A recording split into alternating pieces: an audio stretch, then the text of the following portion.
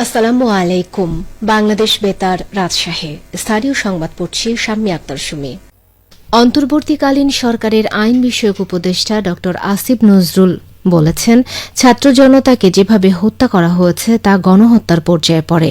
এর সাথে জড়িত ও আদেশদাতাদের বিচার আন্তর্জাতিক অপরাধ ট্রাইব্যুনালের মাধ্যমে করা হবে। তিনি আজ সচিবালয়ে এক ব্রিফিংয়ে এসব কথা বলেন। ড আসিফ নজরুল বলেন, কাউকে ছাড় দেয়া হবে না। বিদায়ী প্রধানমন্ত্রী শেখ হাসিনাও এর আওতায় থাকবেন। আন্তর্জাতিক বিচারিক ট্রাইব্যুনালে বিচার নিয়ে গবেষণা করা হয়েছে। সেখানে দেখা যাচ্ছে হত্যার সাথে জড়িত সকলকে বিচারের আওতায় আনা সম্ভব। 1 থেকে 5 আগস্ট পর্যন্ত হত্যাকাণ্ডের মামলা এর আওতার মধ্যে থাকবে। এক্ষেত্রে জাতিসংঘের তত্ত্বাবধানে তদন্ত টিম কাজ করবে। তিনি বলেন, আন্দোলনকারী ছাত্র জনতার বিরুদ্ধে 31 আগস্টের মধ্যে সব মিথ্যা ও হয়রানিমূলক মামলা প্রত্যাহার করা হবে। আগামী 10 কর্মদিবসের মধ্যে সকল বিচার বিভাগীয় কর্মকর্তাদের সম্পদের হিসেব জমা দেওয়ার কথাও জানান তিনি।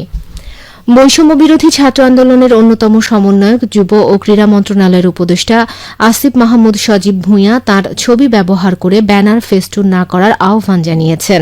আজ সামাজিক যোগাযোগ মাধ্যমে ফেসবুকে দেওয়া স্ট্যাটাসে তিনি এ আহ্বান জানান। আসিফ মাহমুদ সজীব ভূঁইয়া বলেছেন, ইতোমধ্যে আমার ছবি ব্যবহার করে বিভিন্ন জায়গায় ব্যানার এবং ফেস্টুন তৈরি করা হচ্ছে, যা তাঁর জন্য অত্যন্ত বিব্রতকর।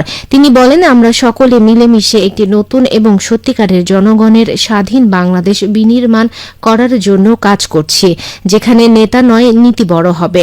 তাই সকলকে ছবি ব্যবহার করে ব্যানার এবং ফেস্টুন তৈরি করা থেকে বিরত থাকার আহ্বান জানিয়েছেন উপদেষ্টা।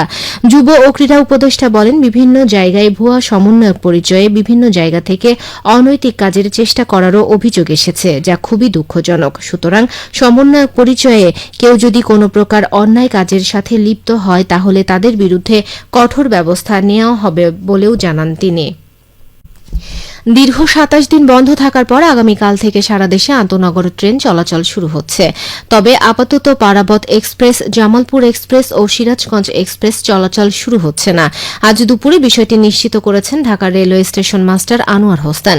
তিনি বলেন, বাংলাদেশ রেলওয়ের সিদ্ধান্ত অনুযায়ী আগামীকাল থেকে সারা দেশে আন্তনগর ট্রেন চলাচল শুরু হবে। নিরাপত্তার জন্য সেনাবাহিনী দায়িত্বে থাকার কথা রয়েছে। এছাড়া রেলের নিরাপত্তার বাহিনীও তাদের সঙ্গে কাজ করবে। কোটা সংস্কার আন্দোলনের মুখে গত 18 জুলাই থেকে বিভিন্ন জায়গায় ট্রেন চলাচল বন্ধ হয়েছে। তবে সরকারের কারফিউ জারির পর 19 জুলাই থেকে পুরোপুরি বন্ধ ছিল ট্রেন চলাচল। এর মধ্যে গত 1 থেকে 3 আগস্ট সীমিত পরিসরে কমিউটার ট্রেন চলাচল করেছে। পরে 4 আগস্ট রাতে অনির্দিষ্টকালের জন্য সব ধরনের ট্রেন চলাচল বন্ধ ঘোষণা করে দেয় বাংলাদেশ রেলওয়ে। রাজনৈতিক দলগুলোর সাথে উপদেষ্টা পরিষদের সংলাপের পর সর্বসম্মত সিদ্ধান্তে 15 আগস্টের সাধারণ ছুটি বাতিল করেছে সরকার। মন্ত্রিপরিষদ বিভাগের উপসচিব মোহাম্মদ কামারুজ্জামান স্বাক্ষরিত এক প্রজ্ঞাপনে একথা জানানো হয়। প্রজ্ঞাপনে বলা হয়, রাজনৈতিক দলগুলোর সাথে উপদেষ্টা পরিষদের সংলাপে জাতীয় শোক দিবস উপলক্ষে ঘোষিত 15 আগস্টের সাধারণ ছুটি বাতিল করার বিষয়ে ঐকমত্য হওয়ায় 15 আগস্টের সাধারণ ছুটি বাতিল করা হল।